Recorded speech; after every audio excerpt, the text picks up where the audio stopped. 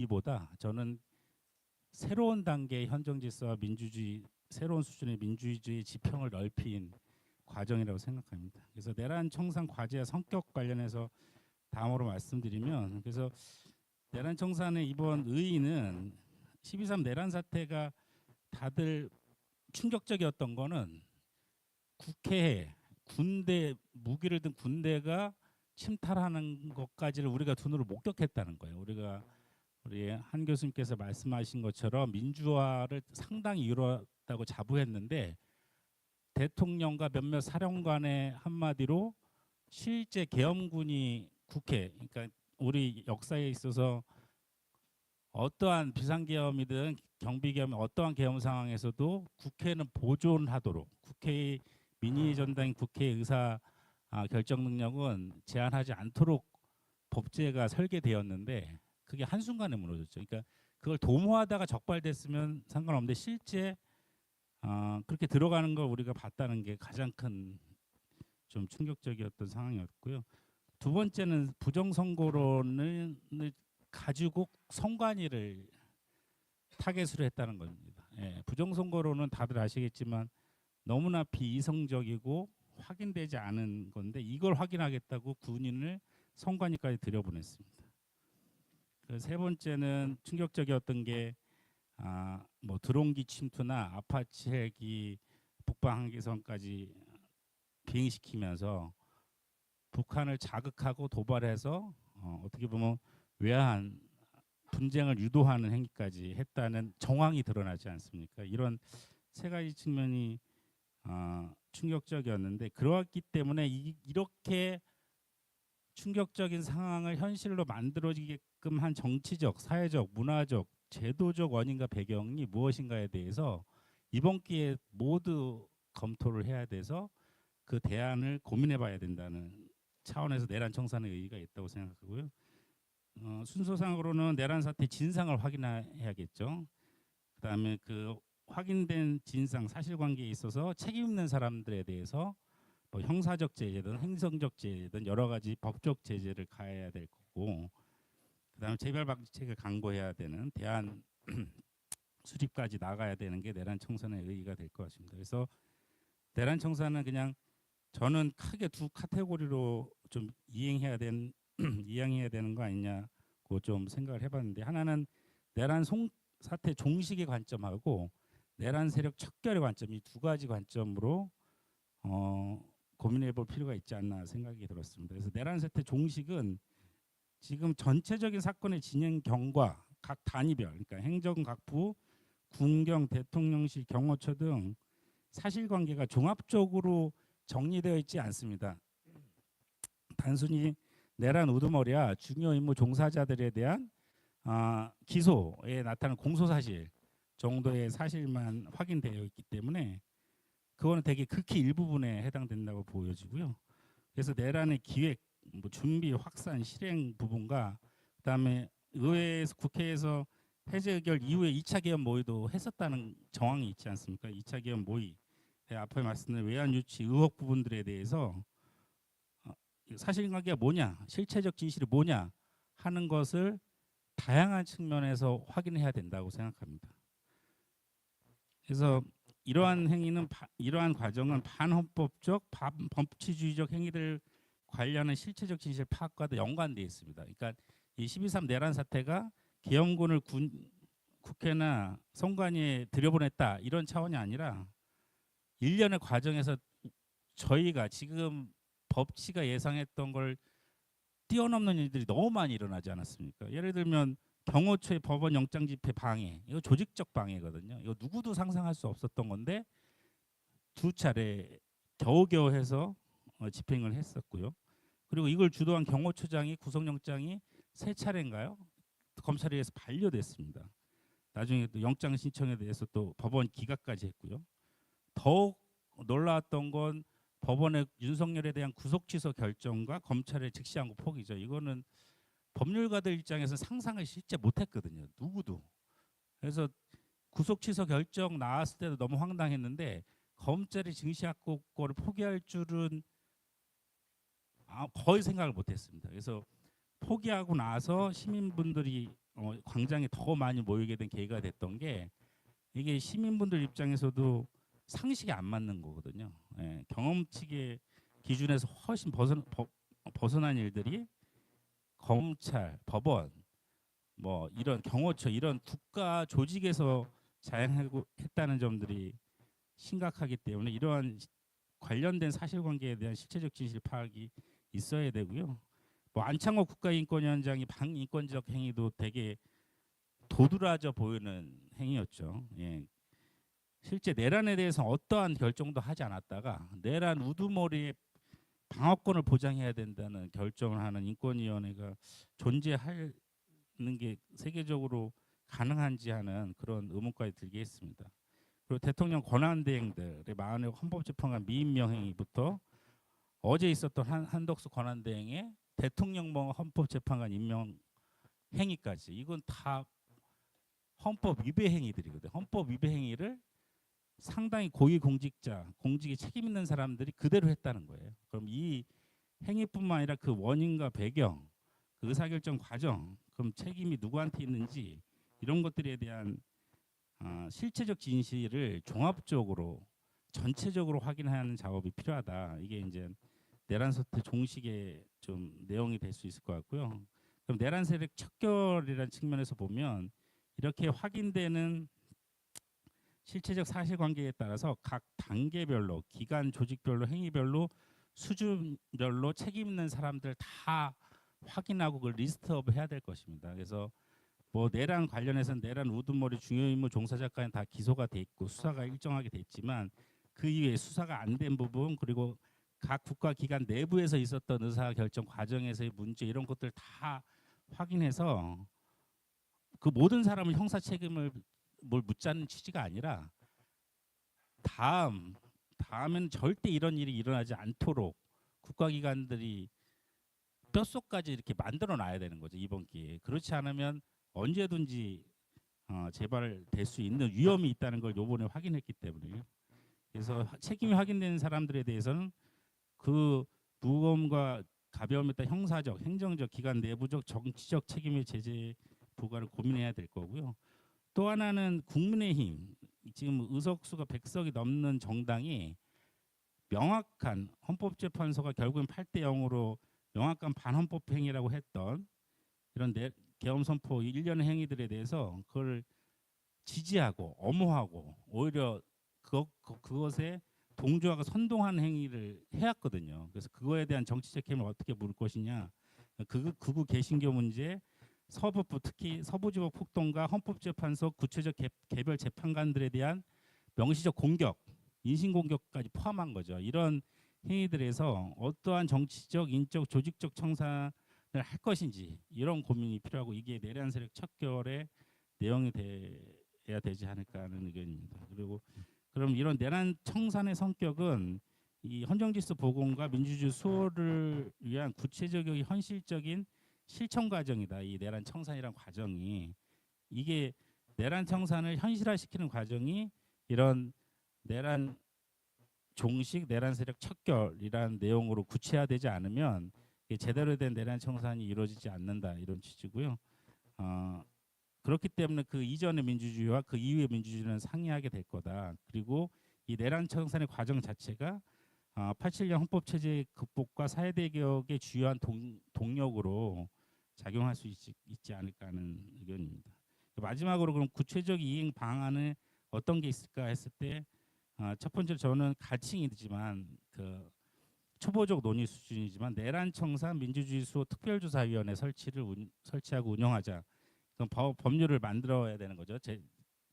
법률을 제정해서 내란 청산 민주주의 수호 특별조사위원회에서 대통령 직속으로 한시적 활동 기간을 가진 특조위를 운영해서 관련 조사, 수사 재판절 열람 복사, 특별 감참, 수사 의뢰, 그다음에 인적 제도적 대안을 위한 권고 결정도 할 수 있는 다양한 권한을 가진 업무와 임무와 권한을 가진 특조위를 꾸려서 이 특조위에서 형사적 제재, 그러니까 형사처벌의 대상으로 협소시키지 않고 내란 청산을 위해서 국가기관별 내부와 다양한 정치적, 사회적 조직과 관계자들에 대한 입체적 조사를 진행해서 대안을 만들어 보자 이런 취지입니다. 그래서 필요한 경우 의사 의뢰를 할 수도 있고 기관 내부 수술의 자정 활동을 요구할 수도 있으며 관련 공무원들에 대한 일정한 조치를 권고할 수도 있고요. 이런 것들 다 포함해서 내란 세력 청산을 위한 정치적, 인적, 조직적 측면의 다양한 권고 제시까지도 할 수 있는 이런 좀 어떻게 보면 넓은 범위의 업무 범위를 수행할 수 있는 특조위를 꾸려서 운영하자 이런 게 첫 번째고, 두 번째는 내란 특검법 시행입니다. 이게 외환 의혹까지 포함된 특검법을 제안드리는 거고요. 계속 내란 특검법 윤석열, 한덕수, 최상목 지속적으로 거부권을 행사하거든요. 거부권 행사 이유도 특별히 이유가 없이 그냥 거부권을 행사했습니다. 그래서 조속히 내란 청산을 위한 특별검사를 임명하고 적극적 수사를 통해서 현재 기소되어 있는 형사 사실 이외에 그럼 12.3 전 단계 내란 모의는 어떻게 진행됐냐, 누가 가담했고 어느 정도의 어떤 사람들이 관여했냐, 그다음에 실패 이후 2차 기업 모의는 어떻게 됐고, 마지막으로 북의 군사적 도발을 유일한 외환 유치 일반 이적 관련 행위는 무엇이었고, 내란 행위 이후 반헌법적 반법치적 범죄 행위에 대해서도 수사를 진행할 수 있는 이런 권한을 가진 특검을 운영해야 된다는 거고요. 마지막으로 요즘 많이 얘기 나오는 헌법 개정입니다. 87조 헌법 체제의 취약성이 저희가 이번 사태에 들어서 확인됐기 때문에 뭐 대통령의 비상 조치권에 대한 축소, 헌법재판소 재판관 임명과 임기 관련 문제, 그 대통령 권한 대행 문제 등 기본적으로 좀 개정에 대한 고민이 필요하고, 나아가서 헌법 전문이나 기본권 부분에 등에 대해서도 저희 광장의 시민들이 계속 줄기차게 요구해 오고 있는 사회개혁 과제를 반영하는 헌법 개정으로 만들어 가야 되지 않을까 하는 그런 고민입니다. 이상으로 마치겠습니다. 감사합니다.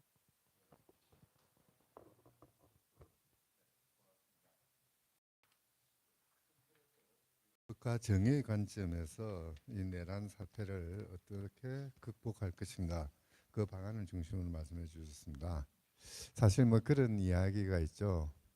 87년 헌법 체제의 한계가 입은 사건이다. 그러면 또 한편에서 그래도 윤석열을 파면시킨 것은 87년 헌법이 아니냐.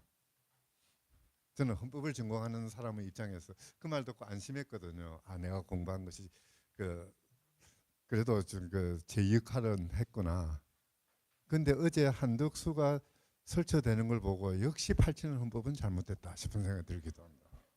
이 생각이 하루아침에 바뀌고 뭐 그렇습니다. 두 번째, 비슷한 맥락에서의 발제일 것 같습니다. 유승익 스님, 시간 한 10분만 주고. 네, 앞서 조지훈 변호사님께서 말씀해 주신 것과 좀 중복되는 측면이 있어서 그 부분들은 어느 정도 간단하게 말씀드리고 핵심적인 내용들만 간추려서 말씀드려 보겠습니다.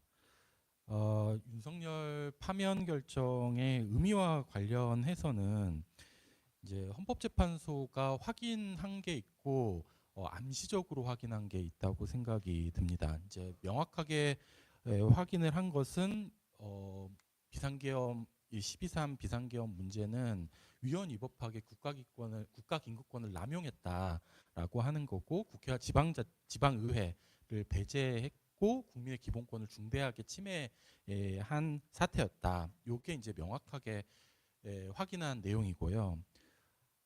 명시적이진 않았고 그러나 암시적으로 확인한 게 있다고 생각이 듭니다. 그거는 국회나 선관위가 헌법기관이고 이런 기관들을 강압적으로 그 기능을 불가능하게 했기 때문에 이것은 내란이다라고 하는 거고, 특히나 국헌문란 목적의 내란임을 헌법적으로 해명을 했다라고 하는 의의가 있다, 이렇게 의미를 짚어볼 수가 있겠습니다.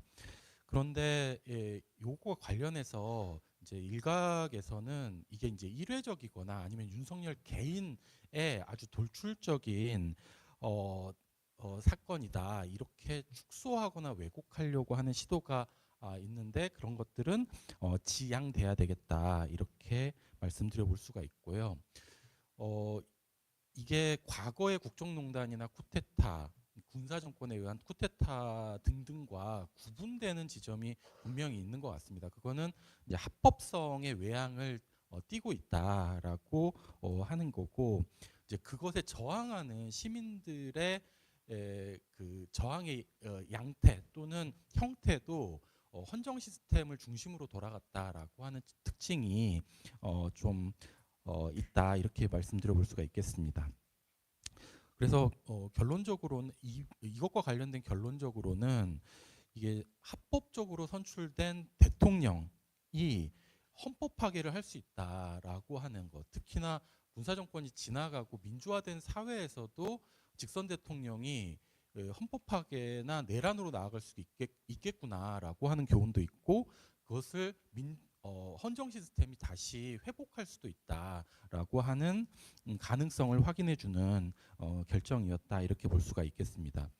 문제점과 관련돼서는 물론 시민들의 저항이 빛났지만 그와 그 이면에 내란을 청산하거나 비상계엄의 문제를 해제하고 그 다음에 그것들을 이제 차근차근 해결해 나가는 그 과정 자체가 시민들의 자율성이 어느 정도는 제한되고 사법 관료들에 의해서 타율적으로 이루어지거나 또는 그에 의탁하고 의존하는 구조를 우리가 시스템적으로 가지고 있다라고 하는 것에 대해서 한번 생각을 해볼 필요가 있습니다. 그리고 그 헌정 시스템이나 법제도의 틈을 내란 동조 세력이라든지 또는 이번 그 윤석열 측 그 소추 대리인단이나 그 형사 재판의 대리인단들이 그 점을 아주 집요하게 파고 들었고,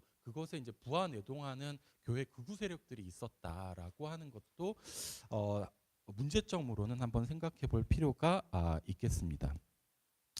세 번째는 오늘 주제와 이제 간접적으로 연관이 되어 있는 문제인데, 한독수 권한대행의 이 현재 재판관 임명 문제와 관련해서는 분명히 이 한독수 권한대행이 헌재 재판관을 임명하는 것은 헌법재판소의 인적 구성을 인위적이고 실질적으로 변경하려고 하는 행위다라고 하는 점을 정확하게 짚어야 한다고 생각이 듭니다. 이거는 과거에 박근혜 대통령 탄핵 심판 중에 황교안도 하지 않은 행위다. 대통령 몫을 이제 그 권한대행이 임명하려고 했던 거는.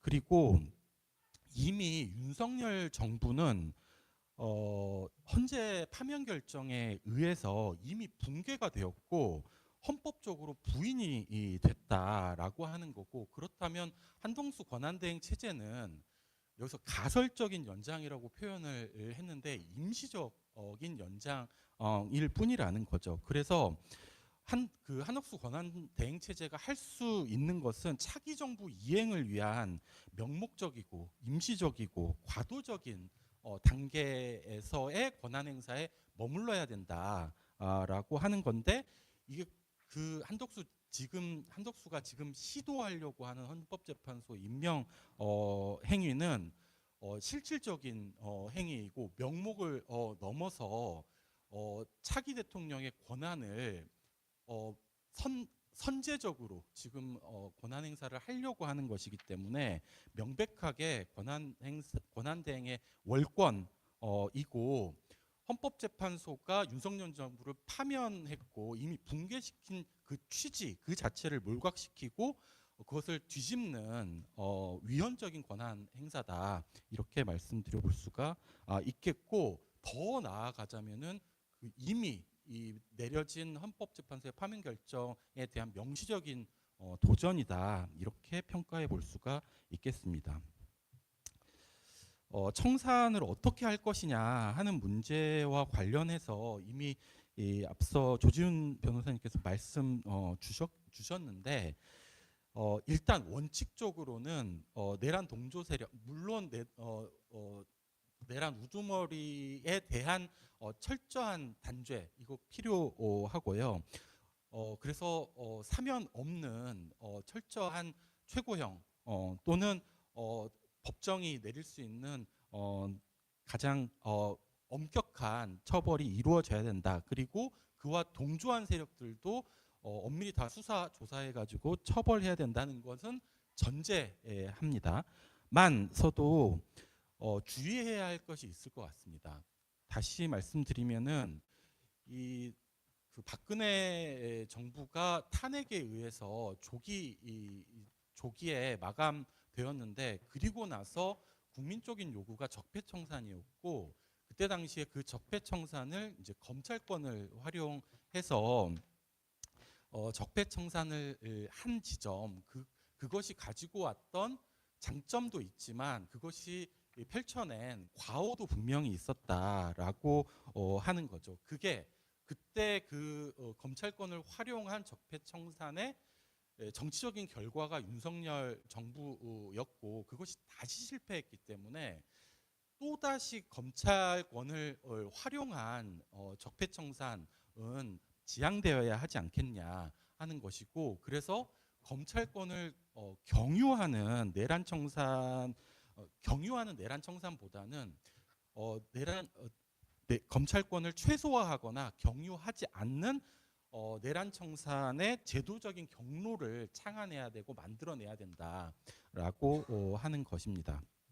그래서 좀 총체적으로 진상규명을 하고, 책임과 관련해서도 형사처벌에 함몰되지 않고 징계를 포함한 행정적인 책임, 그리고 정치적인 책임, 기타 여러 가지 윤리적인 책임 등등, 또는 시민들 앞에서의 책임, 이런 것들을 총체적으로 규명할 수 있는 제도적인 장치 또는 플랫폼이 필요하다, 이렇게 말씀드려볼 수가 있겠습니다.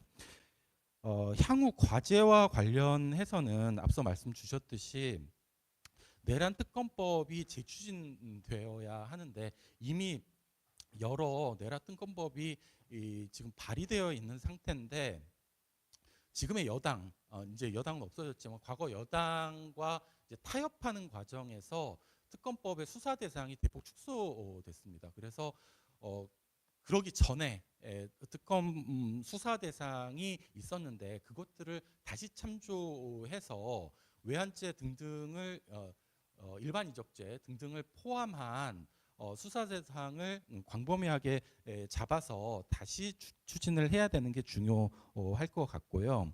그 다음에 검찰, 경찰, 공수처, 감사원, 군사법기관, 법원, 헌법재판소의 역할제 조정이 다시 필요하다. 그래서 광범위한 검찰개혁이나 사법개혁이 재추진돼야 되고 지속돼야 할 것 같고요.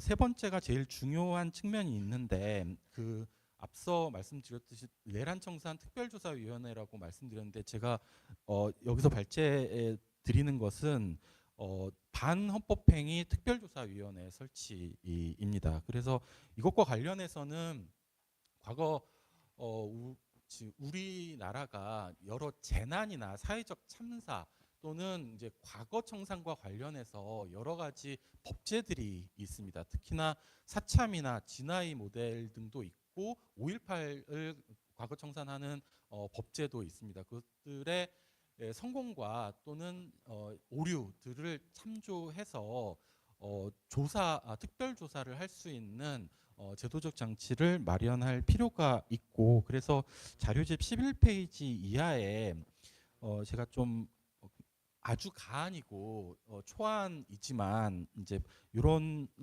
법률안을 만들어 보면 어떨까 해서 제시해 보았습니다. 헌법 개정과 관련해서는 최우선적으로는 국가긴급과 이번에 비상 계엄과 관련된 요건들, 그리고 해제와 관련된 여러 문제들 노출이 됐고, 그래서 우선적으로는 국가긴급권 문제, 그리고 대통령 권한대행의 권한 범위를 좀 명확화할 필요가 있고, 이제 아주 최근에 불거진 헌법재판소 임기 문제도 재조정될 필요가 있다. 그 외에도 사회 대개혁과 관련된 헌법 개정의 문제가 중장기적으로는 고려될 필요가 있다. 이렇게 생각이 듭니다. 네, 감사합니다. 네, 고맙습니다. 일각에서 계엄권을 없애자 그러면은 남북 분단 대치 상황에서 혹시라도 모르니까 계엄 뭐 이런 권한은 있어야 되지 않느냐 뭐 이런 반론을 제기하는 사람들도 있던데요. 사실 현대와 같이 발달된 행정 체제, 행정 기술, 통치 시스템 이런 것들을 감안한다면은 뭐 천재지변이든 계엄 그 전쟁이든 기존의 행정 메커니즘으로 통제하지 못할 사안은 거의 없을 것 같습니다. 과감하게 계엄권 같은 것들도 헌법에서 삭제하는 뭐 그런 그 고민들도 같이 해봐야 되지 않을까 싶은 생각이 들기도 하는데요. 뭐 청산 내란 청산과 관련해서 두 분의 그 발제가 있었고요. 이제는 조금 폭을 넓게 이야기를 해봐야 될 때가 된 것 같습니다. 헌법재판소 탄핵 결정문에 보면 이런 이야기가 나옵니다. 내란 행위를 막은 것은 시민들의 저항과 군경의 소극적 임무 수행 딱 17자입니다. 그러니까 뭐 2시간짜리 계엄이 아니라 우리들의 힘에 의해서 막은 것이다 라는 것을 헌재가 받아들였다는 말은 이상하고요. 결정문에 드러냈다는 점에서는 참 고무적입니다만 또 한편에서는 이 시민들이 그동안 127일 동안 걸쳐서 싸워왔던 그 많은 항쟁들, 그 많은 목소리들, 그 많은 몸부림들을 이렇게 17자로 표현할 정도로 헌법재판소는 시민이 군림하는 기관인가 라는 고민도 같이 해보셔야 되지 않을까 싶은 생각이 듭니다. 헌법재판소가 제대로 말하지 않은 시민들의 저항 또는 뭐 군경의 소극적 임무 수행, 그러니까 단순히 내란 청산의 범주를 넘어서는 또 다른 이야기들을 해야 되는 그런 그 키워드가 아닌가 싶은 생각이 듭니다. 조용호 선생님께서 좀 이런 부분들 폭넓게 이야기해 주실 수 있을 것 같은데 우선 마이크 넘기겠습니다. 주실 수 있어요. 예, 안녕하세요. 서강대 조용호라고 합니다. 저는 정치학자고요. 오늘 이 자리에서 좀 뭐 사실 헌재 판결이 나온 지 얼마 되지도 않았고 또 앞으로 이제 이런 일 저런 일이 필요하다는 좀 담론이 필요한데 좀 함께 나눌 수 있는 기회를 갖게 돼서 감사하게 생각합니다. 우선 헌재 판결에 대해서 좀 몇 말씀 드리자면 좀 뭐 늦었지만 그래도 그 판결이 이제 나왔다는 것에 대해서 굉장히 좀 좋다라는 생각이 들고요. 또 여러 항목들에 대해서 가령 뭐 쟁점들이 헌재가 이걸 심의할 수 있느냐, 뭐 국회 탄핵 절차가 적법했고 그래서 헌재에 이제 청구한 것이 맞느냐, 뭐 또 계엄이 실질적 절차적 뭐 과정을 잘 거쳤느냐, 또 계엄의 실행과 내용이 이제 헌법에 테두리 내에 있었느냐, 또 이 모든 것들이 이제 윤석열을 파면하기에 충분했나 이런 이제 여러 가지 쟁점들이 있었는데 거기에 대해서 명확하게 판정해 준 것은 뭐 굉장히 고무적이고 뭐 다행이라고 생각하는데 이제 다만 좀 아쉬운 점은 좀 이런 판결이 좀 더 일찍 나왔으면 좋았을 것 같다는 생각을 좀 개인적으로 가지고 있습니다. 한 3월 한 중순이나 그때 좀 나왔더라면 뭐 좀 윤석열 이제 피해자였죠. 이제 후속 방면도 없었을 것이고 사실상 한덕수와 같은 분들이 이제 이렇게 자의적인 행위를 좀 하는 것도 좀 덜 할 수 있을 것 같은데 이게 좀 지리하게 좀 늦어지면서 이제 윤석열이라는 이제 전 대통령도 밖에 나오게 되고 한덕수도 이제 자기가 마음대로 하고 이런 일들이 이제 계속 반복되는 것은 굉장히 좀 안타까운 일이라는 생각이 들고요. 다만 좀 이게 이제 지금 저는 이제 사실은 이제 조금 이제 앞에 발제해 주신 두 분하고 약간 견해가 다릅니다. 왜 그러냐면 이제 윤석열이 12월 3일 날 이제 그 계엄을 이제 시도했을 때 이제 이 시도하고 나서 지금 헌재 판결이 났는데 이제 지금 전 세계적으로 이제 민주주의 위기냐, 뭐 민주주의가 회복 탄력성이 있느냐 없느냐 이런 논의를 보면 사실상 윤석열 계엄 시도는 궁극적으로 실패한 거거든요. 실패했다라고 하는 것은 여러 관점에서 볼 수 있지만 헌법적으로 이제 헌재가 이게 이제 아니라고 말했기 때문에 이제 헌법적 가치가 이제 우위에 있다는 걸 알 수가 있는 것이고 또한 대통령이 실행의 측면에서 이제 군을 동원하는 방식이 이제 제대로 관철되지 않는다.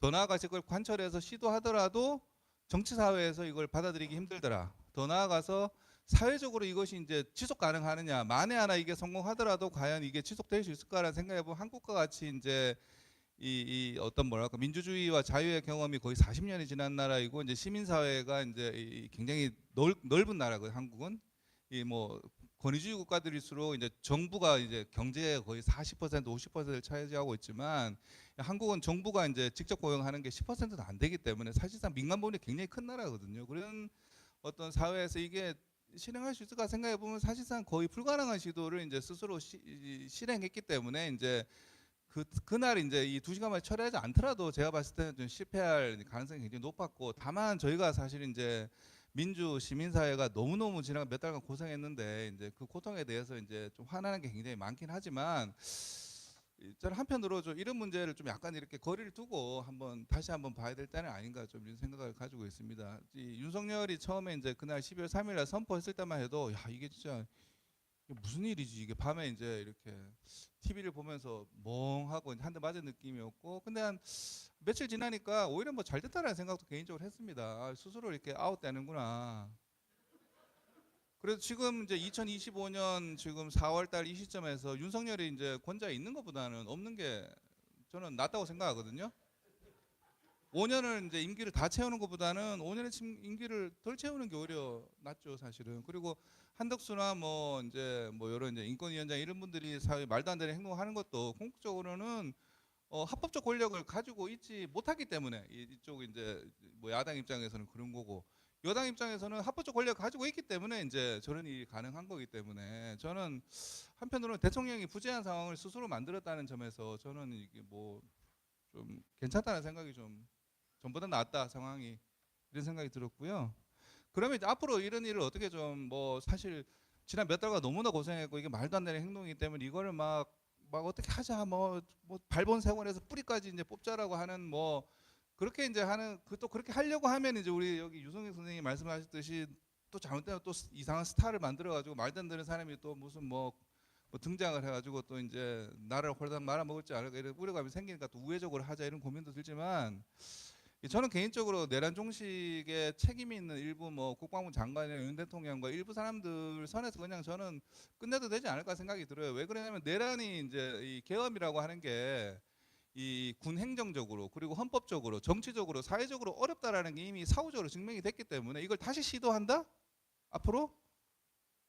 주요 정치인이 그렇게 저는 할 것으로 저는 바라보지는 않거든요. 그렇다면 이 문제는 몇 가지 이제 아까 말씀해 주셨던 이제 조치를 취하고 이 계엄이라고 자체를 아예 없애버리는 거죠. 사실은 미 서구권이나 이제 앵글로색슨 나라들에서는 대통령이 군을 가지고 뭘 한다 이런 거는 상상도 못한 행동이거든요. 사실 그런 거 아예 없애버리면 이제 사실은 그 선에서 좀 정리하고 적어도 내란에 대한 부분들은 이미 정치적으로 패배한 상황이기 때문에 이제 적당히 정리하고 넘어가는 게 저는 이제 바람직하다고 생각합니다. 이렇게 말씀드린 이유는 이것이 사실 이제 여기에 매몰되다가 보면은 지금 한국 사회가 처한 또 이 문제가 발생한 근본적인 이제 여러 원인들에 대한 이제 대응 고민이 이제 이게 덜해지고 이제 오히려 이렇게 막 이 사태로 계속 끌려갈 수가 있다고 저는 생각하거든요. 그래서 오히려 이런 문제는 적당히 이제 넘어가고 이렇게 조금 우리 사회가 지금 겪고 있는 혹은 이 사태에 일어난 문제들에 좀 천착을 해보는 게 어떨까 이런 생각이 들고요.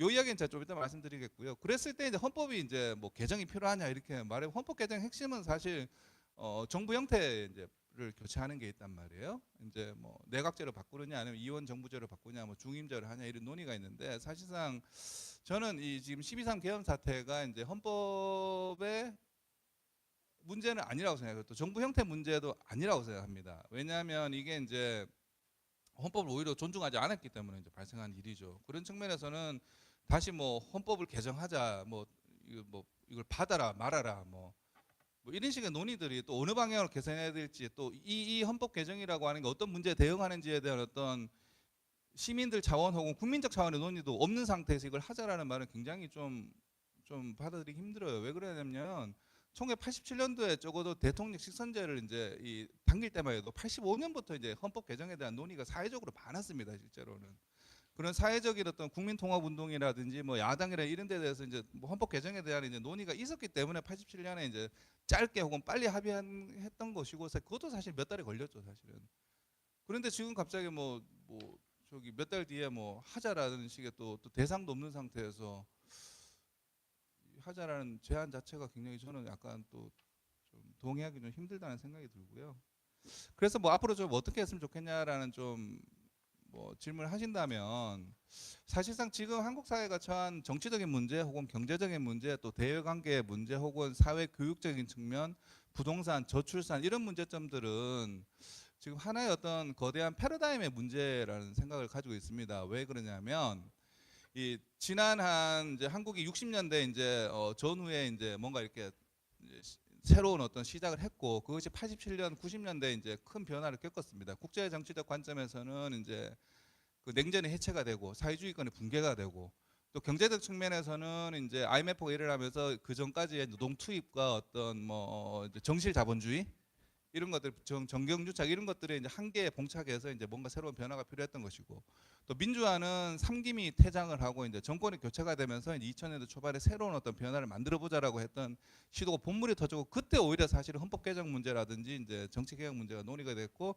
2004년에 사실은 이제 정치 대개혁으로 이어졌는데 또 뭐 교육 같은 경우도 보면 이제 그 전에 있었던 입시 중심의 교육에서 이제 뭐는 새로운 창의적인 교육으로 만들자고 했던 것이 지금은 또 뭐 부의 대물림이라든지 사실상 뭐야 입시 경쟁은 그대로 남아 있고 뭐 부모의 영향력은 그대로 가는 또 이것이 부동산과 연관돼서 이제 또 이어졌던 이런 것이 지난 한 그러니까 냉전 이후 혹은 좀 장기적으로 보자면 냉전 이후 혹은 2000년대 초반까지 있었던 거대한 이 문제점에 대한 대응했던 방식들이 지금의 결과를 가져온 것이기 때문에 이거를 좀 다시 극복하기 위한 좀 새로운 논의를 좀 시작해야 되지 않을까 싶은 생각이 들고 그 분야에 대해서 정치 분야 그런 어떤 패러다임 속에서 정치 분야에서는 사실상 지난 20년간 이제 노무현 정부 초반에 있었던 이제 정치 개혁의 논의가 사실은 개혁이라고는 이름이 붙긴 했지만 실제 역설적으로 좀 부정적인 결과를 가져온 게 사실 굉장히 많습니다. 실제로는. 그래서 그 문제를 좀 어떻게 대응할까에 대해서는 제가 조금 이따가 좀 말씀을 드리도록 하겠습니다.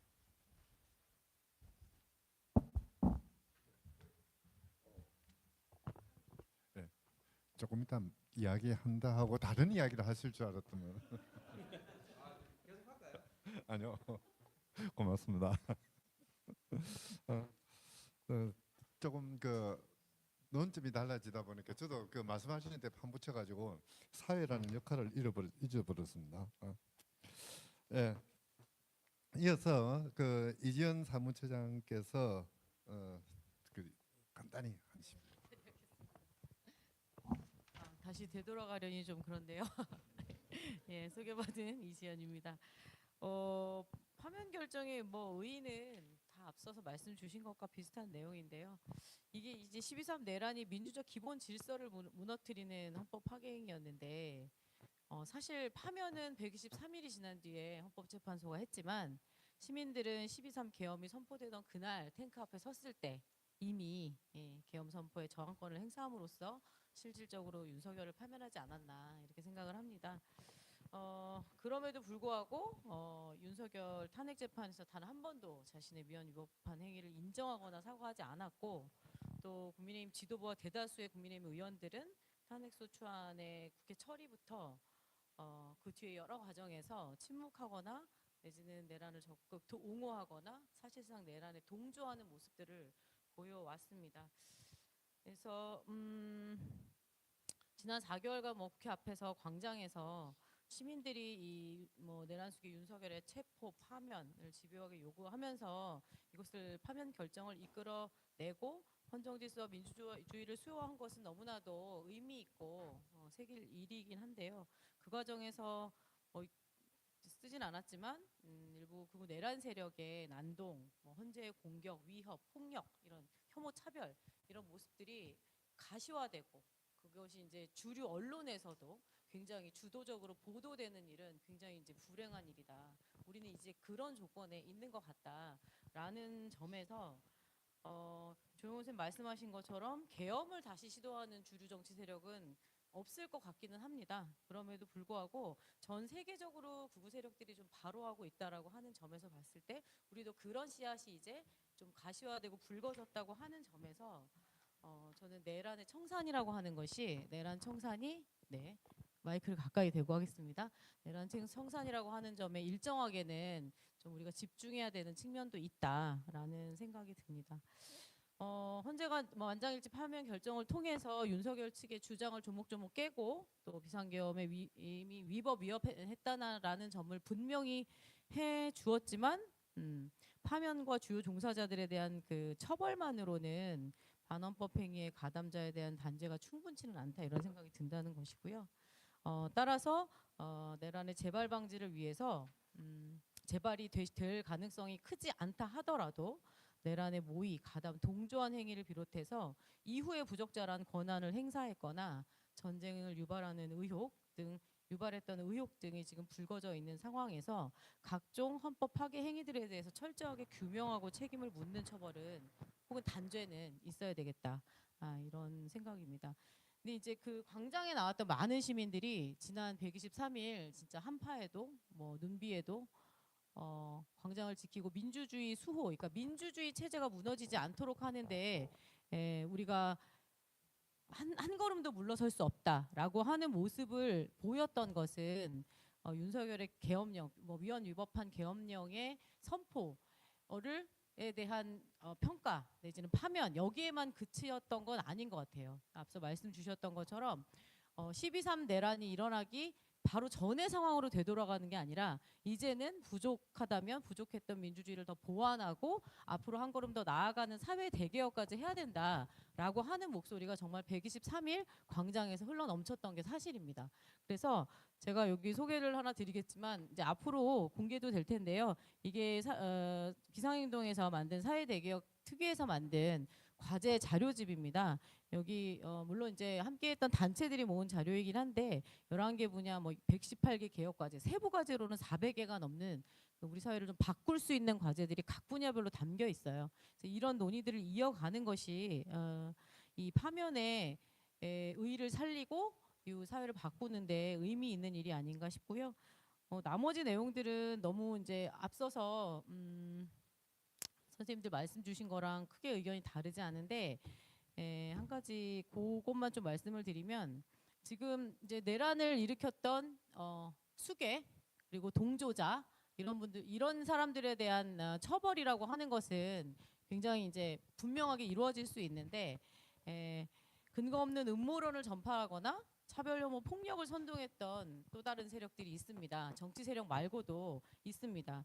이것을 어떻게 볼 것이냐, 이 선동했던 이 세력들을 어떻게 볼 것이냐, 역시나 헌법을 파괴하고 민주주의를 훼손하고 공동체를 무너뜨리는 행위를 했다는 점에서 내란 세력과 서로 다르지 않다. 이들과의 내전을 어떻게 끝낼 것인가, 이것이 이제 우리의 굉장히 중요한 과제로 지금 남아 있는 것 같고, 뭐 비상행동 이제 그런 결의를 좀 한 셈인데요. 좀 민주적이고 인권적인 태도와 실천으로 이들을 고립시켜 나가기 위한 방법들을 찾자라고 하는 것입니다.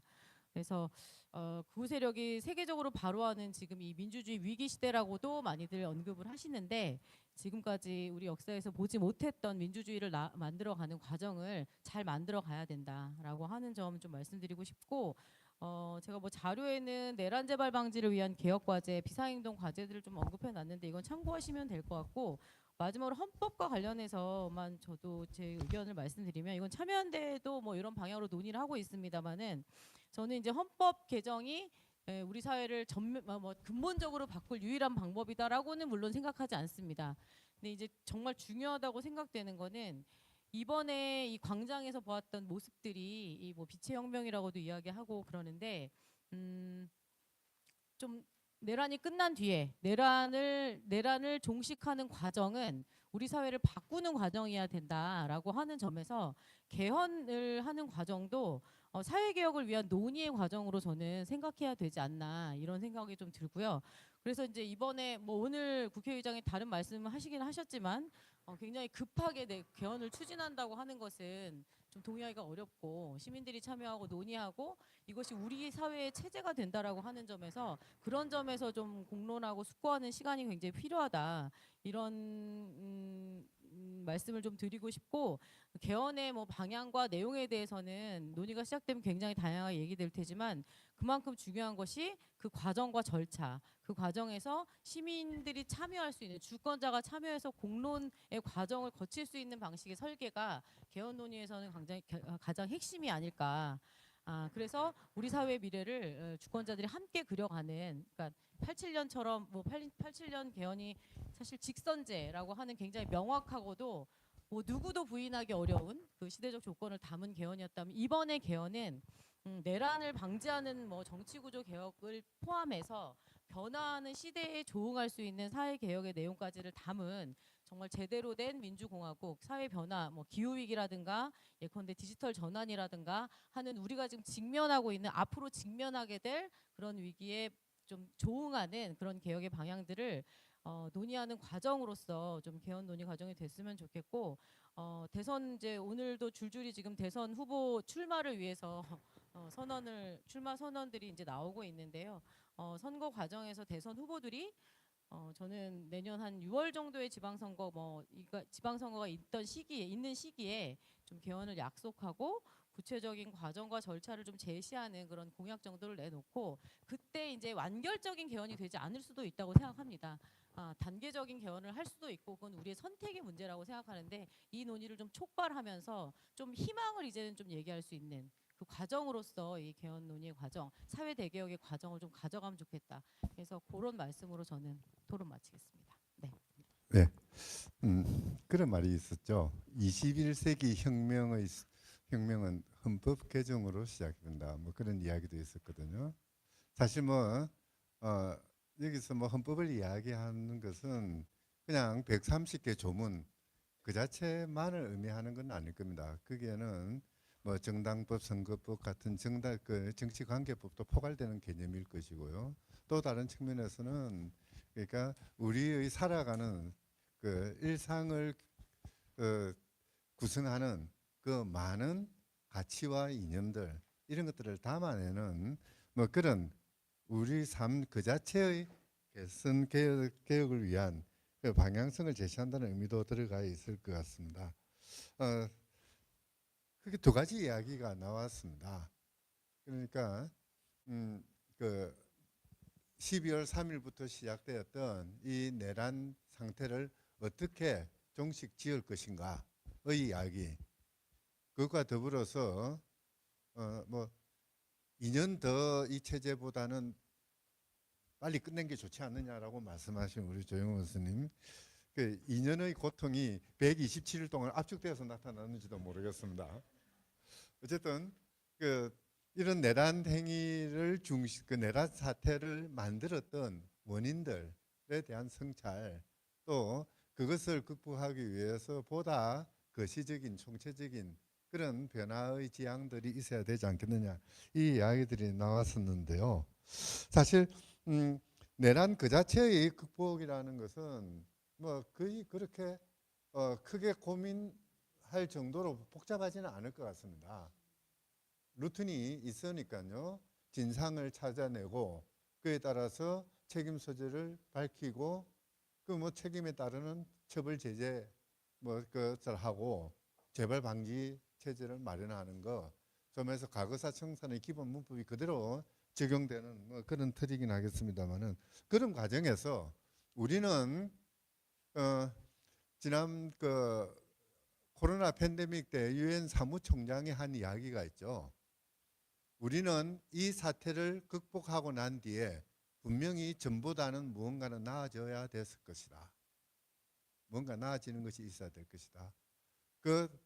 이 127일의 또는 아직도 진행 중인 내란 사태를 우리가 어떻게 극복할 것이냐도 중요하지만은, 극복하고 난 뒤의 우리는 127일 이전의 우리와 어떻게 달라져 있는가, 또는 어떻게 달라져야 하는가, 이 부분에 대한 고민도 필요하다고 생각을 합니다.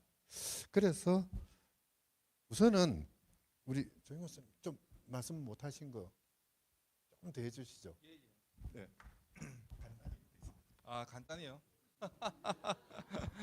그 사실 이제 내란에 뭐 이제 사실 경상도에 크게는 났는데 지금 큰 불은 잡힌 것 같아요. 그렇다면 이제 잔불 정리하고 다시는 좀 이런 불이 일어나지 않기 위해서 좀 고민해야 되는데, 이 정치 분야에 관해서 제가 좀 몇 가지 말씀드리자면, 이 이제 윤석열이 보면 정치의 아웃사이더지 않습니까? 사실 아웃사이더가 등장을 해서 이제 전횡을 막 일삼고 사실은 오히려 정당 정치 여당도 거의 뭐 대표를 잘라버리고 뭐 인사권도 보면은 공천권도 개입하고 심지어 뭐 사인들을 의존해 가지고 이제 통치를 하고 이런 정말 말도 안 되는 일이 일어나 버린 건데 이게 어떻게 가능했을까라는 생각이 좀 들어보면 이제 그 정치 분야에서 2000년대 초반 말에 초반에 있었던 사실 정치 개혁들이 이제 궁극적으로는 정치와 정당을 굉장히 축소시키고 정치가 견제의 힘을 좀 어렵게 만들어 놓은 것 같아요. 이제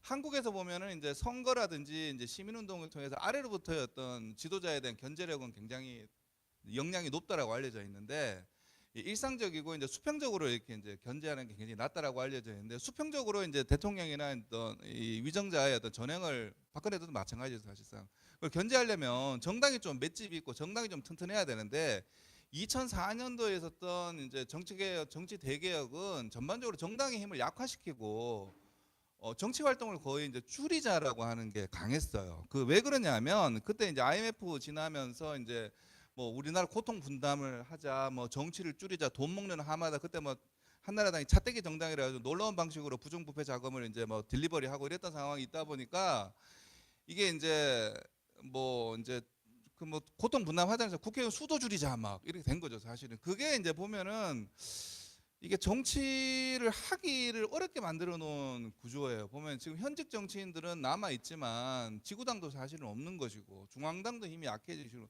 사무국도 사실 약해지는 거고 정당은 이제 사람을 충원해서 교육해서 이제 토스도 이제 프로포즈도 못하는 상황. 또한 뭐 당시 한나라당 같은 경우는 이제 중앙연수원도 국가에 헌납을 했는데 이제 정당이 이제 정치인을 기르고 교육하고 이런 기능들이 다 사라져 버리면 결국은 늘 이제 깜짝 쇼에 이제 익숙해지는 거 외부에 영입을 해서 이제 부하 내동해가지고 정권을 잡은 다음에는 이제 그 사람에도 휘둘리는 이제 현상들이 반복된단 말입니다. 사실은 그래서 사실은 그때 이제 이러한 논의를 했던 것이 결국은 이제 뭐 노무현 정부 시절인데 이제 좀 그런 부분에서 이제 다시 한번 좀 뭐 정당을 좀 강화하고 정당이 좀 정상적으로 기능할 수 있도록 IMF 끝난 지도 벌써 뭐 20몇 년이 지났기 때문에 30년 가까이 돼가기 때문에 그때 좀 거의 반신불수 상태로 만들어 놓은 정당법이라든지 정당 활동을 조금은 좀 개선할 필요가 있다는 생각이 들고요. 그래야지 사실 윤석열 같은 사람이 와서 이제 포획되고 이게 민주당 같은 건 좀 괜찮아요. 근데 국민의힘은 과거부터 이제 관제 정당,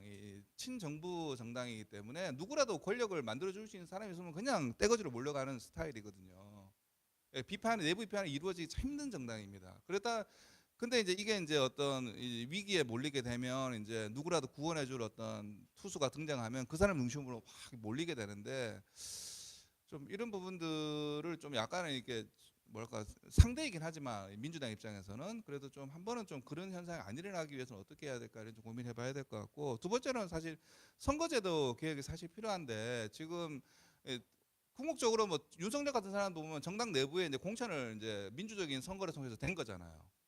그러면 이제 누가 이제 대통령 후보를 결정하는가 보면 당의 이제 영향이 굉장히 큰데 지금의 지역구 중심당 같은 경우는 지역구에 253명이 이제 있고 이제 뭐 비례대표는 거의 뭐 명목상으로만 있지 실제적으로 대표하는 사람은 없어요. 근데 한국 사회의 대다수 사람들이 어떤 이렇게 사회를 살아가는 사람들은 기업 혹은 전문직, 직능 이 현대화된 사회 집단적으로 살아가고 있는데 선거구는 다 지역구 중심으로 돼 있거든요. 그러다 보니 지역구에도 보면은 이제 현직 정치인들은 이제 자기 지역구에 이제 사람이 있긴 하지만 이제 견제받지 않는 거죠. 그러니까 결국은 사람을 선출하는 구조와 이제 그 사람이 대표하는 사람들이 이게 없다 보니까 이 정치인들은 이제 사회라고 하는 거대한 중력에서 멀어져서 하늘로 붕 뜬 구조가 붕 뜬 다음에 어떻게 되냐면 거의 찬성이냐 반대냐는 쪽으로 우르르 몰려 들어가기 때문에 결국은 윤석열 사태를 이제 견제하거나 뭐 이럴 유인이 없는 거죠. 그래서 선거제도 개혁도 사실은 이제 비례대표를 늘리는 방식으로 돼야 되고 이렇게 되려면 대통령의 이제 의지가 사실 개입이 돼야 됩니다. 사실은 이게 대통령이 이제 의지가 개입되고 사명으로 느끼지 않는 이상 그냥 뭐 이런 논의들은 거의 논의로 끝날 수밖에 없어요. 네. 그리고 대통령 권한을 줄이자는 말씀은 사실 두 분 의견에 개인적으로 거의 동감을 하고요. 사실 근데 행정적인 능력 이외에 좀 측면에 좀 집중해야 될지 않을까 생각도. 왜냐하면 대통령이라는 사람은 행정을 해야 되는 사람들이기 때문에 그 부분에 대해서는 좀 풀어주더라도 좀 다른 분야에 대해서는 좀 과격하게 좀 줄일 필요가 있다는 생각이 들고. 이게 제가 네 번째로 좀 말씀드리고 싶은 건 이런 거예요. 이제 이 한국 정치에서는 요즘에 민주적 규범 뭐 저기 헌법재판관 분들의 이제 그 저기 발표문에서도 보면은 제도적 자제와 관용이 필요합니다라고 말씀하셨는데 이제 사실 그 요즘 유행하는 용어잖아요. 하버드 대학의 뭐 다니엘 지블라트와 이제 저기 레비츠키 교수가 뭐 민주주의가 돌아가기 위해서 민주주의 기계가 아니기 때문에 만들어 놓으면 스스로 돌아가는 게 아니다. 사람이 돌리는 것이고 사람은 제도적 자제와 어떤 관용이 필요한데 그게 없으면 이제 민주주의라고 하는 가드레인이 이제 돌아갈 수 없고 이제 파괴된다라고 하는 뭐 그렇게 이제 된다라는 것인데 이제 사실 지난 한 20년간 이제 한국 정치가 민주주의 가드레일에서 벗어나는 이제 이유는 저는 이제 2008년도에 이제 이명박 정부 시절에 있었던 이제 전직 대통령에 대한 보복 수사가 저는 결정적이라고 생각해요. 그래서 그때 2008년도에 이제 이명박 정부가 이제 그 미국 그 소고기 수입으로 인해서 이제 조기에 이제 타격을 받고 이제 레임덕이 일어나면서 이제 이 권위주의 강권기구를 부활시키고 이제 전직 대통령들의 수사를 막 하고 모니터링을 하면서 이제 노무현 대통령이 이제 거기에 저항하기 위해서 이제 목숨을 던져버리시는 건데 사실 이게 보복 정치의 문제점은 뭐냐면은 이제 문재인 정부 시절에 이건 더 커졌죠 사실은 이제 적폐청산의 일부로 그리고 그 과정에서 윤석열이 또 등장해서 또 이제 야당 대표에 대해서 혹은 전직 대통령에 대해서 어마어마하게 이제 보복이 들어간 건데 이 보복 정치의 가장 큰 문제점은 이제 이 사실은 크게 한 세 가지로 볼 수 있어요. 첫째는 이제 보복 정치는 이 원한을 낳아요 사실상. 원한을 이게 사실은 이제 당한 사람들은 이게 잊지를 못합니다. 사실 그거는 뭐 문재인 정부 시절의 사람들도 그렇고 예 죄송합니다 끝내겠습니다 곧 권성동도 사실은 그때 고통을 당했죠 사실은. 예. 그 두 번째는 이제 이 보복 정치가 이제 횡행하게 되면 민생이나 이런 사회적 논의가 될 수가 없어요. 자기의 어떤 생존이 제일 문제이기 때문에 지금 야당 대표인 이제 이재명도 본인의 생존이 가장 중요한 사안이었기 때문에 사실 그간 말도 안 되는 행동을 많이 했던 것 같아요. 그리고 세 번째 문제는 정치 보복은 중단되기가 힘들어요 이게. 왜냐하면 칼잡이들이나 이제 일선에 있는 수사관들은 이제 집권자가 하지 말라고 하지 않는 이상은 그거를 열심히 해서 자기가 승진하려고 노력하거든요. 그러다 보면은 이게 뭐 사람이 죽는다든지 뭐 이게 좀 예상치 못한 일이 일어나고 또한 정치 보복은 수사로 이어지고 재판으로 이어지면 장기화되거든요. 근데 한국 사람들은 기본적으로 약자에 대한 연민이 있기 때문에 이게 그래서 좀 이게 좀 그래서 저는 이게 내란 수사라고 하는 것이 가급적 좀 자제돼야 될 필요가 있지 않는가 싶은 생각이 들고요. 그리고 이 모든 일들이 일어나는 이제 한 가지 원인은 민주정부라고 하는 사람들이 이제 정권 교체를 연장을 못했기 때문에 사실상 이 정권을 잡으면 이게 연속 집권을 하고 또 연속 집권을 해서 상대가 이제 이 곤혹스러운 상황에 처하고 상대가 변화할 수 있게 좀 계기를 마련해 줘야 되는데 이제 뭐 노무현 정부도 보면은 마지막에 너무나 힘들었고 사실상 문재인 정부도 촛불이라고 하는 정말 놀라운 어떤 이 계기를 마련해 줬음에도 불구하고 몇 년 만에 그냥 정권이 교체되면 사실 정권 교체되면 이제 보복 수사가 들어가고 정권 교체되면 상대편에 남은 사람은 굉장히 극단적인 사람들밖에 안 남거든요. 이게 또 다시 이제 그 부메랑이 돼가지고 또 다시 정치 발전을 저해하고 또 돌리는 일이 반복되는데 사실상 민주 진보 세력이라면 적어도 장기 집권에 대한 고민을 하지 않는다면 또 다시 뭐 법적으로 누르자 뭐 처벌하자 이런 식으로 가게 되는데 적어도 속 시원하게 그냥 원칙주의적인 어떤 지도자보다가는 적어도 한국 사회에 이제 어떤 진보적인 어떤 뭐 정치 발전의 어떤 이런 것들이 지속이 되려면 장기 집권에 대한 고민을 하는 게 좀 중요하지 않을까라는 생각이 듭니다. 아이고 길게 해서 죄송합니다. 네, 고맙습니다. 아무래도 제가 그 주제를 잡아서 마이크를 건너고 해야 될 것 같은데요. 지금 말씀하시는 가운데 떼거리 이야기가 나왔습니다. 사실 이번 내란 사태는 대통령의 비상계엄 선포, 사실 엄밀히 보면 비상계엄 선포라는 형식을 빈 내란이었죠. 문자 그대로. 비상계엄은 그렇게 중요한 것이 아니고 수단이었고요. 근데 이제 헌법재판소 결정은 비상계엄을 중심으로 해서 판단을 했습니다. 이제 이제 그런 것들을 처리하는 과정도 이제 중요하긴 하겠습니다만은 그런 행위 외에 나타났던 것이 뭐 국민의힘을 중심으로 또는 일부 기독교 종파들을 중심으로 극우적인 그런 경향으로 흘러갔던 모습들이 있습니다. 이 극우적인 주장들이 기본적으로는 우리 법 질서나 정의나 또는 사회가 여태까지 어렵게 이루어왔던 민주주의에 관련된 또는 인권의 문제들 이런 것들을 일개 부정하는 행태로 나아갔었고요. 또 다른 측면에서는 물리적인 폭력까지 동원하는 그런 모습이 있었는데 사실 이런 것들이 어떻게 보면은 미국이라든지 브라질이라든지 뭐 유럽의 일부 국가도 마찬가지고요. 전 세계적인 현상의 한 부분이다라는 이야기도 나오기도 했습니다. 바로 그 때문에 이번 사태를 보는 우리들의 불안은 더욱더 증폭되고 있는 거죠. 과연 우리 사회는 또 미국이나 브라질처럼 저렇게 가는 게 아니냐라는 걱정도 들기도 하는데요. 이 부분을 두 분 법 하시는 분은 말씀을 안 해주셨습니다. 어떻게 해야 될 것인지, 어떻게 보시고 어떻게 처리해야 될 것인지 좀 이야기를 해주시면 어떨까요?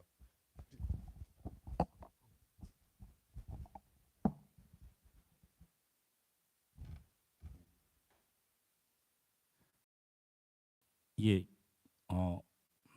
교수님께서 말씀해 주셨듯이 이번 과정에서 가장 사회적으로 충격이나 그 좀 어떻게 보면 당황스러운 장면을 목격한 것이 이제 극우 세력의 준동이라고 하는데 그게 이제 한편으로는 서부정법원 이른바 폭동 사건으로 구제적 사건으로 외화됐고 한편으로는 정치적으로 국민의힘 많은 의원들이 그 극우 세력과 함께하는 정치적 입장을 표명하는 이런 두 가지 측면이 저는 좀 크게 있었다고 생각하는데요.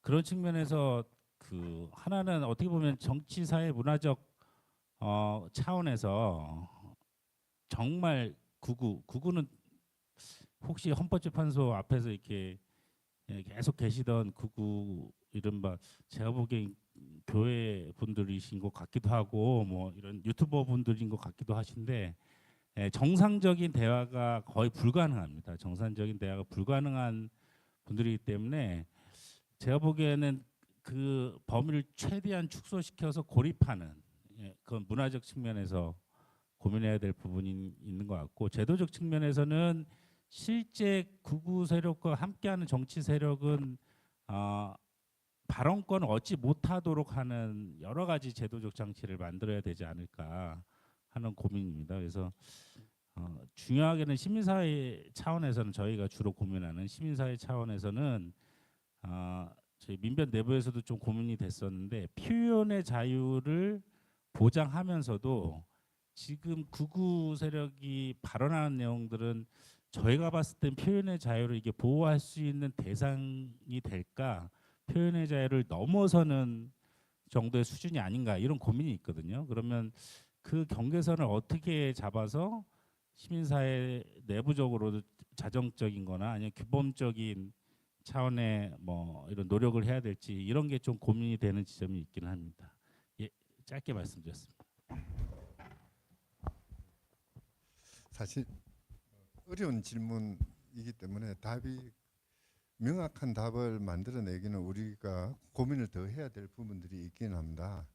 정말 쉽지 않은 부분인데요. 또 한편에서는 이제 이런 문제들을 포괄하는 그런 것으로서 뭐 어떻게 보면은 진화와 비슷한 진실을 규명하고 또 기록들을 남기고 또 우리들이 언제든지 되돌아보고 반성할 수 있는 그런 틀을 마련할 필요도 있다라는 이야기도 나오는데 이 부분은 우리 유승익 선생님께서 좀 구체적으로 제안해 주셨거든요. 근데 이제 문제는 이번 사태의 경우에는 과거사 청산이나 또는 세월호 참사 같은 그런 사고죠. 이런 것이 아니라 국가 권력에 의해서 촉발된 국가 권력이 만들어낸 국가 범죄의 형식이죠. 그리고 이 국가 범죄는 과거의 것이 아니라 지금 현재도 진행 중인 어떤 것입니다. 이걸 이제 사참이나 또는 진화위 뭐 이런 형태로서 처리하기는 조금 한계가 있지 않을까 싶은 생각도 드는데요. 조금 구체적으로 한번 좀. 네, 그 말씀 주셨듯이 그 지금도 중인 내란의 문제이기도 하고 내란의 이제 여진이 지금 가라앉지 않았기 때문에 그리고 그 성격이 이제 위로부터의 그 쿠데타였기 때문에 사참위 모델이라든지 아니면은 그 기타 재난 관련된 법제를 그대로 갖고 올 수는 없을 것 같아요. 근데 이제 말씀 주셨듯이 우리나라가 그런 법제만 있었던 게 또 아니고 그런 제도만 있었던 것도 아니고 4.3도 있었고 5.18도 있었고 그것들을 이제 진상 규명해 가는 과정들이 분명히 있었고 그것에 대한 어느 정도의 그 노하우를 제도적 노하우를 가지고 있다고 생각이 듭니다. 그래서 물론 종합적이고 하이브리드한 방식이긴 한데 그러니까 처벌 중심의 그 형사적인 처벌 중심의 그 진실 규명과 이제 책임 소재를 그렇게 형사 책임 일변도로 가져가는 그런 조사위원회가 아니라 여러 가지 이제 그 실제로 아카이빙하는 방식으로 다시 말씀드리면은 이게 중장기적 그러니까 원인을 규명할 때 너무 단시간에 걸쳐 가지고 근원인만 따져 나가는 방식이 아니라 어느 정도는 중기적인 원인도 보고서에 현출될 수 있도록 하고 그 다음에 가까운 원인도 따져 나가고 실제로 비상계엄이 이제 지금은 가장 그 진상을 볼 수 있는 가장 유의미한 자료가 지금 검찰 공소장 정도이고 그것들을 이렇게 맞춰보면은 자세한 사실관계가 나오는데 그거는 검찰의 시각에서 사실관계가 재구성되어 있는 거고 그 이면이 분명히 존재할 거다라고 하는 거고 그거는 검찰 위에도 실제로 이런 일들을 조사하고 하는 전문성이 우리나라에 없다고 할 수가 없는데 왜 검찰의 프레임이나 아니면은 시각에 왜 이렇게 의존을 할까 이제 그런 생각이 들어서 말씀드리는 거고요. 이제 한 가지 여러 가지 말씀을 드려볼 수는 있을 것 같긴 하지만 이제 특별조사 위원회와 관련돼 가지고 좀 이제 지금 당장 해야 될 거는 지금 그 대통령 기록물들이 계속해서 지정되어 있고 증거인멸이 계속 되어가고 있는 측면이 있거든요. 그래서 그 대통령 지정 기록물을 지정하지 못하도록 하는 게 지금 권한대행한테 요구되어야 하고 만약에 그렇게 수면 아래로 이제 넘어가는 그 자료들을 어떻게 조사위가 접근할 수 있을 것인지도 앞으로 좀 더 고민할 필요가 있겠다. 이제 그런 말씀을 드려볼 수가 있습니다. 그래서 다시 말씀드리면은 위로부터의 내란이 발생했고 이거를 사실 최근에 와가지고 너무 익숙해져 가지고 한 나라의 내란이나 쿠데타가 발생을 했는데 이거를 마치 그냥 무슨 사기 범죄 정도가 발생한 것처럼 처리하려고 하는 시도가 있고 이제 그 피로감이 있는 거죠 국민들 사이에서도. 근데 이거는 헌법 질서의 근본을 타격한 문제이기 때문에 어느 단위에서든 정리가 필요하다라고 하는 거. 대충 넘어가면은 아까 지금 조 교수님은 이제는 아닐 거다. 사실 윤석열 전에도 절대 그런 일은 벌어질 수 없다. 군사쿠데타나 이런 거 벌어질 수 없다고 저도 생각을 했고 그래서 우리는 앞으로 좀 더 선진적인 헌법 질서를 추구해 나가자. 인공지능 시대에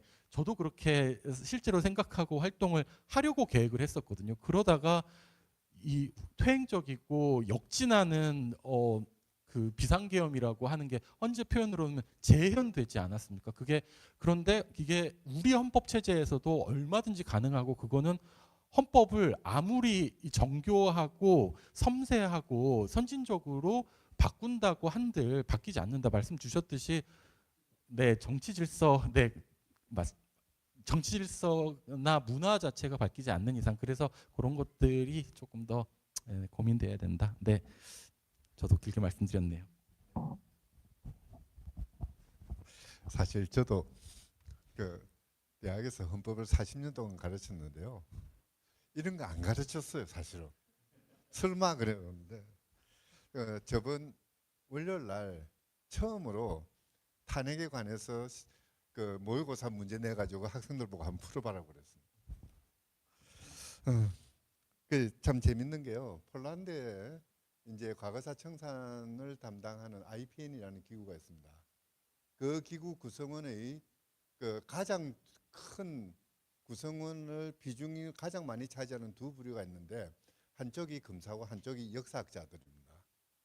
이 둘이 기구를 운영해 나가는 중심 기구죠. 그 축입니다. 이 과거사 청산이라는 것 또는 국가 범죄를 다루는 기본적인 그 프레임이 그 두 가지에 있다라고 이야기할 수 있는 것이죠.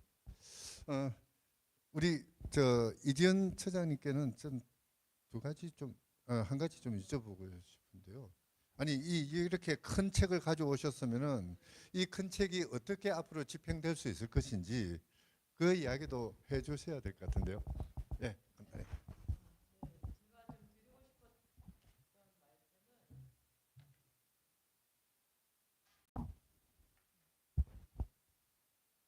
드리고 싶었던 말씀은 이 큰 책에, 두꺼운 책에 담겨 있는 내용 중에 일부인데 지금 논의되고 있는 내용과 약간 연관이 있어서 그런데요.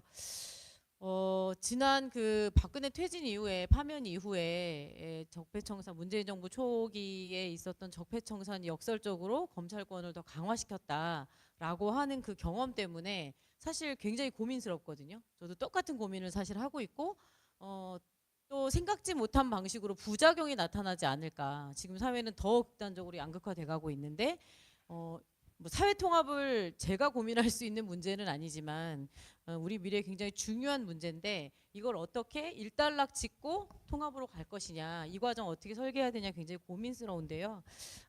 이 비상행동 내에서도 그런 고민을 하면서 내란의 재발 방지를 위한 법제도 개혁 중에 하나로 작동이 가능할지는 잘 모르겠지만 이런 고민을 좀 했습니다. 사회 갈등의 완화와 민주주의 회복력 강화를 위해서 특별기구를 설치하고 운용하자. 이게 이제 앞에 뭐 내란에 가담했던 사람들에 대한 뭐 처벌, 단죄, 징계, 정치적 심판 뭐 이런 것들을 다 하고, 그런 거는 이제 하더라도 요런 이제 노력이 필요하다라고 하는 걸 담아서 어떤 내용을 좀 담았냐면, 진상규명과 책임규명과 더불어서 내란 전후에 혐오, 차별, 폭력 행사 등으로 인한 사회적 갈등이 이제 불거졌는데, 이런 것들을 완화하고 예방할 수 있는 대책을 마련하고 권고할 수 있는 일정하게 제도 개혁을 위한 연구, 정책 권고를 할 수 있는 특별 기구를 설치하자는 거예요. 물론 정책으로 이게 다 해결되지는 않겠는데, 이걸 할 주체는 아마 집권 세력일 것 같아요. 다음 집권 세력이 여기에 중요성을 부여한다면, 그리고 이게 굉장히 중요한 문제여서 이 다음 이제 차기 정부가 누가 되더라도 차기 정부가 이걸 되게 중요하게 생각하고 집중적으로 중요한 과제로, 국정 과제로 가져간다면 좀 저는 사회적으로 주는 메시지나 시그널은 좀 다르지 않을까, 그런 생각이 들고, 뭐 이런 이제 아이디어를 저희가 정리해서 이 과제 안에 담아봤는데, 이런 논의도 앞으로 좀 같이 진행될 필요가 있지 않나 싶습니다. 요 사회 대개혁 과제는 내란의 종식뿐만 아니라 굉장히 다양한 분야, 정치, 뭐 사회, 경제, 문화 등등 굉장히 다양한 분야의 내용들을 우리 사회가 좀 나아지게 하기 위한 방안들을 담고 있고요. 이것은 저희는 이제 파면이 되고 나면 뭐 필연적으로 대선이 오기 때문에 대선 과정에서 대선에만 국한되지 않고 뭐 차기 정부 그 이후까지를 생각해서 단기, 중기, 장기 과제들을 좀 담은 과제입니다. 그래서 오늘 오전에도 뭐 국회에서 간담회가 하나 있었는데, 이 과제를 좀 소개하고 많은 내용을 담고 있지만 최소한 정치권과 시민사회가 혹은 광장에 나와 함께했던 시민들이 이 과제들의 우선순위를 좀 같이 정리해보고 이번 선거 과정에서 조금 합의 수준을 높여나가서 실제로 그게 이행되게 하면 좋겠다, 이런 목표를 가지고 이제 그런 뭐 간담회들을 갖고 있고, 비상행동 차원에서 이거는 공식적으로 있는 활동이고요. 그렇게 활용될 자료입니다. 그래서 요거는 조만간에 그 각 정당들과 정책 토론회를 지금 하나 준비하기로 해서 기획하고 서로 이제 협의 중인데, 그 과정에서 이제 이 과제는 전부 다 공개가 될 거고 좀 논의가 될 예정입니다. 네.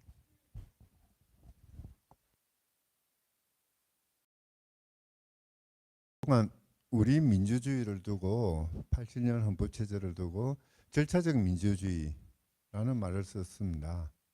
사실 어떻게 보면은 그 절차적 민주주의가 잘 이루어져 왔지만은 어느 한순간 삐걱거리면서 이번 사태를 초래했는지도 모르겠습니다. 그리고 뭐 어떻게 보면은 비상행동에서 사회 대개혁이라는 의제를 가져온 것도 이 절차적 민주주의라는 말이 가지고 있는 한계 때문일 수도 있을 것 같습니다. 그 탄핵 결정문 결론은 대한민국은 민주공화국이다라는 헌법 제1조 1항을 소제목으로 시작을 합니다. 사실 대한민국이 민주공화국으로 되기 위한 가장 기본적인 것은 절차적 민주주의에 대해서 실질적 민주주의가 이루어져야 하는 것이겠죠. 바로 그런 실질적 민주주의를 만들어내는 하나의 우리 시민사회 각 부분의 의제로서 이야기됐던 것이 이 사회 대개혁의 의제들이라고 할 수 있을 것입니다. 앞으로 차근차근 논의와 그리고 그 지혜를 모아가는 과정들을 통해서 또 연대의 바탕을 둔 투쟁을 통해서 실천시켜 나가야 될 사안들이 모여 있을 것 같습니다. 지금 오늘 네 분의 패널께서 그러니까 내란 청산에 관련된 이야기들, 아주 좁은 의미의 내란 청산에서부터 넓은 의미에서 사회 정치 개혁의 문제까지, 그리고 사회 대개혁의 문제까지 짚어오셨는데요. 혹시 플로에서 조금 더 말씀 듣고 싶은 이야기, 아마 준비해 오신 것을 한 10분의 1밖에 이야기 못 하실 것 같거든요. 네. 마이크.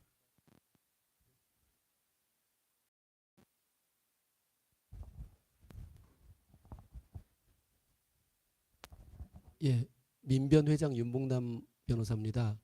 뭐 말씀 잘 들었고 굉장히 파면 결정 이후에 짧은 시간에 아마 메모 형식으로 준비해 오시느라고 고생 많으셨습니다.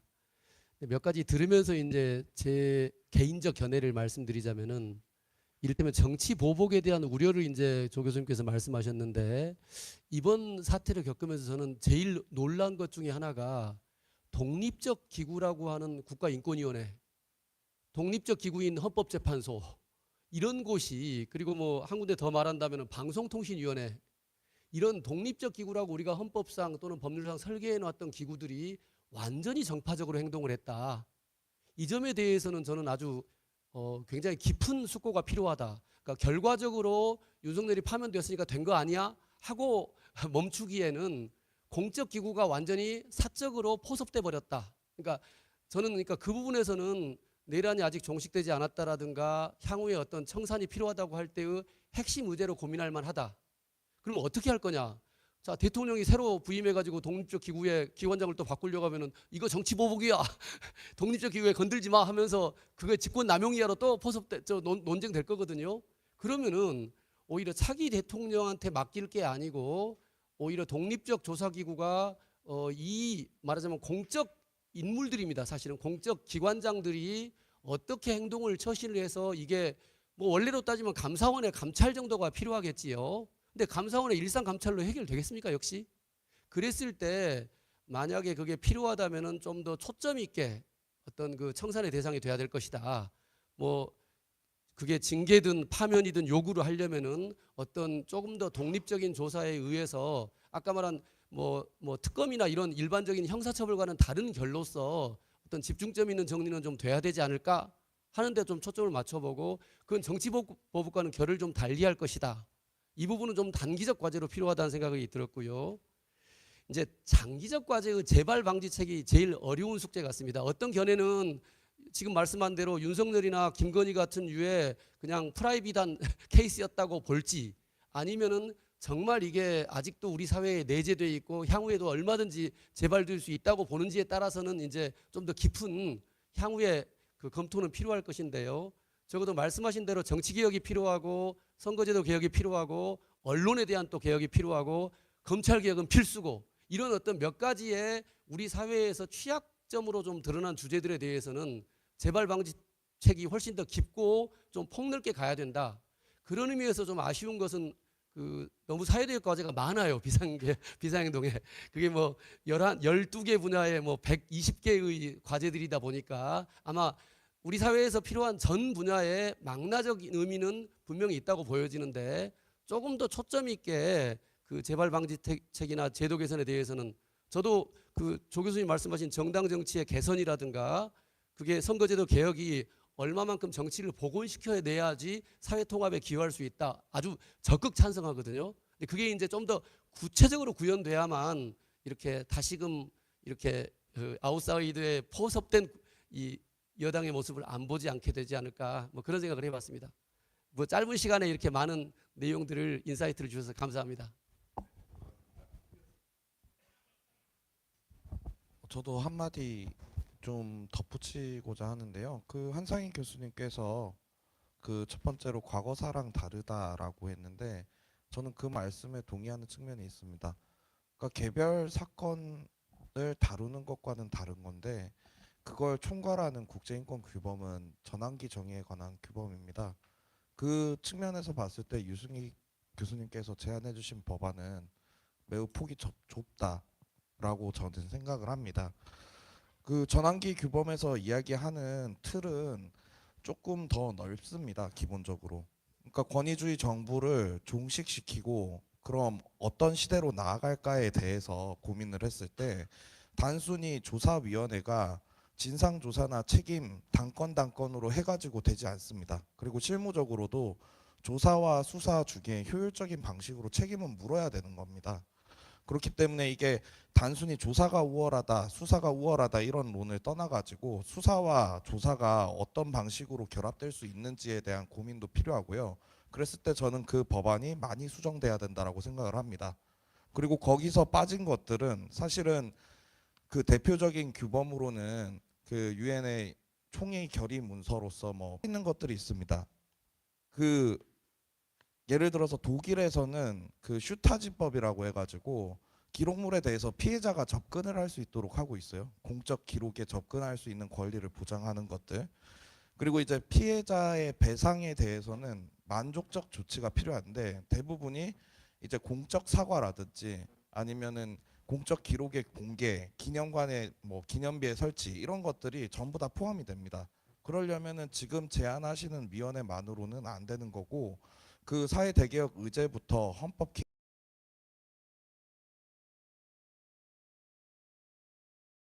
좀 고민돼야 된다. 비상한 사태인 만큼 저희도 기존 법 틀을 넘어서 비상한 법안을 제안을 해야 된다라고 저는 좀 제언을 드리고 싶습니다.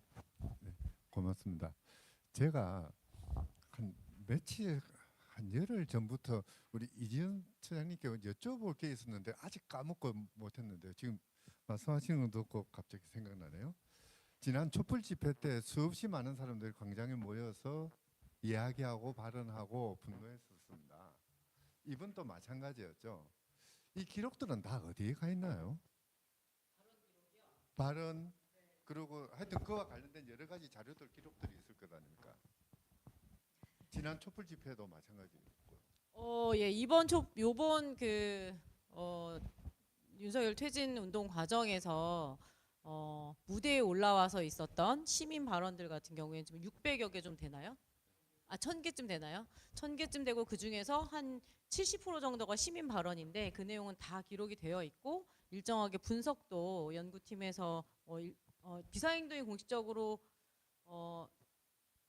부탁드려서 일정하게 분석도 되었고 지난 3월 9일 날 그러니까 이제 윤석열 그 체포 구속이 취소된 그 뒤에 직후에 시민 대토론의 일정이 원래 예정되어 있었는데 한번 보고드리고 공유한 그 내용이 있습니다. 그래서 그 내용들은 지금 비상행동이 처음에 저희가 이제 그 8년 전에 경험이 한 번 있기 때문에 그 모든 자료, 발언 이런 기록들을 좀 충실하게 이번에 축적을 했고 정리를 했고요. 그래서 이후에도 그 자료들 정리된 내용 가지고 분석해서 아마 연구 자료나 사회적으로 활용될 기회가 굉장히 많을 것 같습니다. 그래서 그거는 자료가 돼 그거는 있다. 그러면 국가 기록이 되지 않는 건가요? 국가기록이요.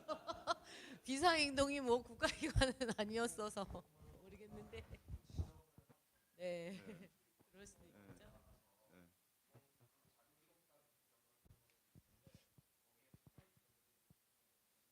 예, 촛불 집회에서의 그 많은 이야기들이 지금 그렇게 쉽게 이용할 수 없는 것이 돼 있지 않습니까? 아까 슈타지법 말씀하셨는데 그 베를린에 있는 그 분데스 아키브 거기 가면은 기록이 1111kg나 되는 기록이 있다고 그러거든요. 이런 놓으면은 이런 것들이 전부 그러니까 국가 기록으로 남아가지고 누가 언제 어디서든 바라볼 수 있는, 쳐다볼 수 있는, 과거에 비밀 경찰들이 뭐 어떤 짓을 누구를 상대로 무엇을 했는지 타인의 방이라는 영화가 진짜인지 거짓말인지 확인할 수 있는 그런 그 기록들을 남기고 있는데 우리도 그게 필요할 것 같습니다. 사실 어떻게 보면은 긴 역사적인 안목에서 본다면은 바로 그런 것들이 과거 청산의 그 출발점이겠죠. 그 때문에 폴란드의 IPN 같은 경우에는 역사학자가 절반이 차지하는 그런 식으로 구성이 되는 것이겠죠. 사실 이런 자리에 와서 이야기를 하고 이제 돌아가면은 참 찜찜해요. 이 말을 했어야 됐는데 혹시 그런 것 있을까요? 네 분. 지금 시간은 다 됐는데 그래도 예, 혹시 돌아가서 이불킥 하지 않도록 네, 그 특조위 관련돼 가지고 네, 서찬 변호사님 말씀 주신 거는 원론적으로 맞는 말씀 같고요. 뭐 당연히 그런 총체적인 그 기록 관리 등등과 수사지법 등을 고려한 전환기 정의 뭐 그런 회복적 조치 이런 거 필요하다고 생각이 듭니다. 근데 지금 그러니까 지금 우리가 당장에 뭐 해야 될 것이냐 하는 이제 1차적인 과제나 우선순위들을 정하는 게 일단 중요하지 않을까 생각이 들고 수사 조사 뭐 이분법 빠질 수는 없고 당연히 그런데 이게 이제 예전부터 그랬던 것 같아요. 그러니까 시민사회에서 최대치를 요구하고 아주 조금만 가져가는 그 과정이 사실 반복되어 왔었던 거고 그래서 조금 더 우선순위를 정하는 지혜는 있었으면 좋겠다 이렇게 말씀드려보겠습니다. 대충 마무리해야 될 때가 된 것 같습니다. 시간이 약간 초과했는데요. 초두에 말씀드렸습니다마는 127일의 경험들 사실 엄청난 아픔이었고 고통이었습니다마는 바로 그 때문에 소홀히 넘겨버릴 수 없는 그런 중요한 중대 사건인 것 같습니다.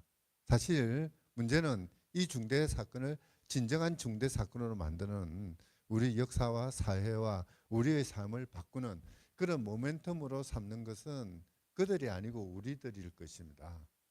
이 사건을 다시 한번 회고해 보면서 또 그 재발을 막겠다는 그런 의지를 다져가면서 우리는 여태까지 권력이 가진 자들이 사유해버린 이 국가의 권력들, 공적인 것들 뭐 그런 것들을 이제 우리 것으로 되돌리는 그런 노력들을 계속해 나가야 될 것입니다.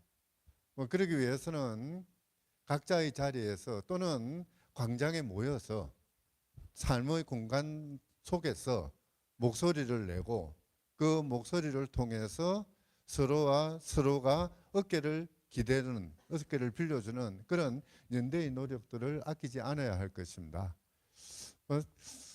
급하게 구성된 그런 자리이긴 했습니다만은 많은 이야기들이 나왔습니다. 내란 청산을 위해서 필요한 구체적인 조치에서부터 그 정치 개혁의 문제까지 또는 더 나아가서는 우리의 삶의 방식에 대한 반성까지 같이 고민하는 그런 귀한 자리 마련되었습니다. 바쁘신 중에도 이 자리에 나와서 많은 지혜를 나눠주신 네 분 패널께 감사드리고요. 또 더불어서 같이 고민해 주신 모든 여러분들께 감사드립니다. 오늘 이야기 이것으로 마치겠습니다. 감사합니다.